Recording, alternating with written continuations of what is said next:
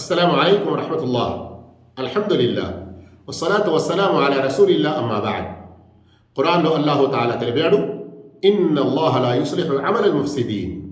నిశ్చయంగా ఎవరైతే సంక్షోభాన్ని మరియు ఈ జగంలో అన్ని రకాల చెడులను ప్రవరిస్తూ ఉంటారో అలాంటి వారి కార్యాలను అల్లాహ్ తాలా ఎన్నటికీ ముమ్మరం చేయడు. సోదర మహాశివులారా, ఏ అధర్మ విద్య దేని నుండైతే ఇస్లాం మనల్ని వారించినదో, వాటి దగ్గరికి వెళ్ళకూడదు అని నొక్కి చెప్పినదో, అలాంటి విద్యలు నేర్చుకునే వారికి దగ్గరికి కూడా వెళ్ళకూడదు అన్నటువంటి చాలా తాకీదు చేసినదో, చేతబడి మరియు ఈ జ్యోతిషుల వద్దకు వెళ్ళి భవిష్యం గురించి తెలుసుకునేటువంటి విద్యలు. సోదర మహాశివులారా, అల్లాహ్కు ఏ అగోచర జ్ఞానం ఉన్నది అని మనం విశ్వసిస్తున్నామో ఈ విశ్వాసానికి వ్యతిరేకమైన నమ్మకాలు అందులో ఉంటాయి. ఇంకా ప్రజలకు అందులో లాభాల కంటే నష్టమే చాలా ఎక్కువగా ఉన్నది. అందుకొరకే అలాంటి విద్యలను నేర్చుకోవడం, నేర్పడం ఇది ఇస్లాంలో నిషిద్ధం. దీనివల్ల సామాన్య ప్రజలు తమ విశ్వాసాన్ని కోల్పోతున్నారు. ఎలా?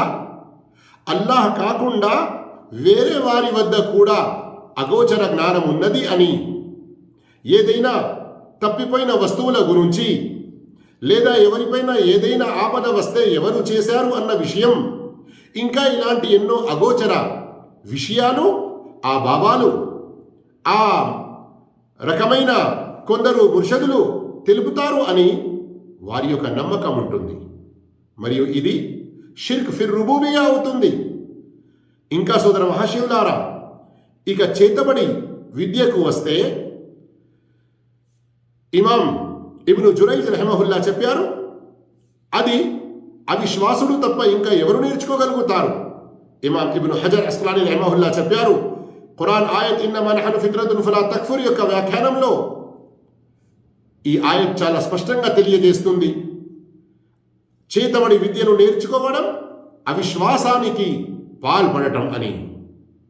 ఒకవేళ మనిషి ఇది నేర్చుకోవడం ద్వారా నేను అవిశ్వాసానికి పాల్పడతలేను అని అనుకుంటే అతడు ఘోరాతి ఘోరమైన పాపంలో పడతాడు.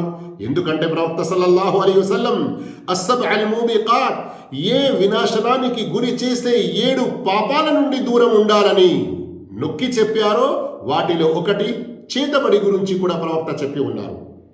ఈ రోజుల్లో అనేక మంది ప్రజలు జ్యోతిషుల వద్దకు వెళ్ళి అక్కడ చిలుకల ద్వారా ఇంకా వేరే పద్ధతుల ద్వారా తమ యొక్క పెళ్లి చేసుకుంటే ఎలా ఉంటుంది, వ్యాపారం చేసుకుంటే ఎలా ఉంటుంది, ఈ సీజన్లో ఏ విత్తనం వేస్తే బాగుంటుంది అన్నది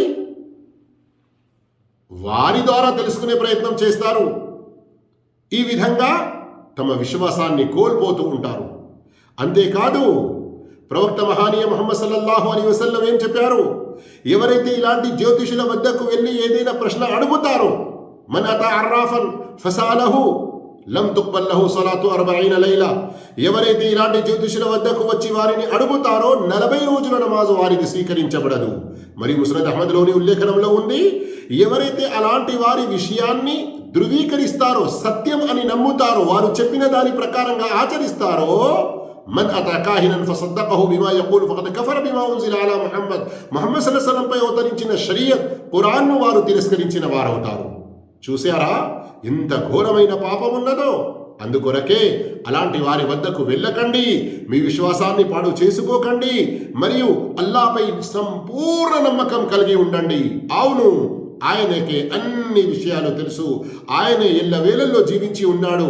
అదే విషయం అల్లాహ్ తెలిపాడు, వతవక్కల్ అలల్ హయ్యిల్ లదీ లా యమూత్, ఎన్నటికీ చావు రాని అటువంటి ఎల్లవేళల్లో ప్రథమం నుండి ఆది నుండి అంతం వరకు శాశ్వతంగా జీవించి ఉండే అటువంటి అల్లాహ్పై మాత్రమే నీవు సంపూర్ణ నమ్మకం కలిగి ఉండు.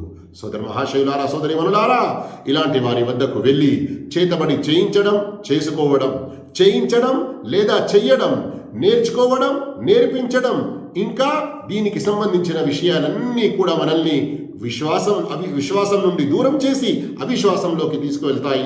అల్లాహ్ తన మనందరినీ కూడా కాపాడుగాక, ఇలాంటి విషయాల జోలికి వెళ్లకుండా దూరంగా ఉంచుగాక. ఆమీన్. ఆఖిరు దావానా అల్హమ్దులిల్లాహి రబ్బిల్ ఆలమీన్. వస్సలాము అలైకుం వరహ్మతుల్లాహి వబరకాతుహు.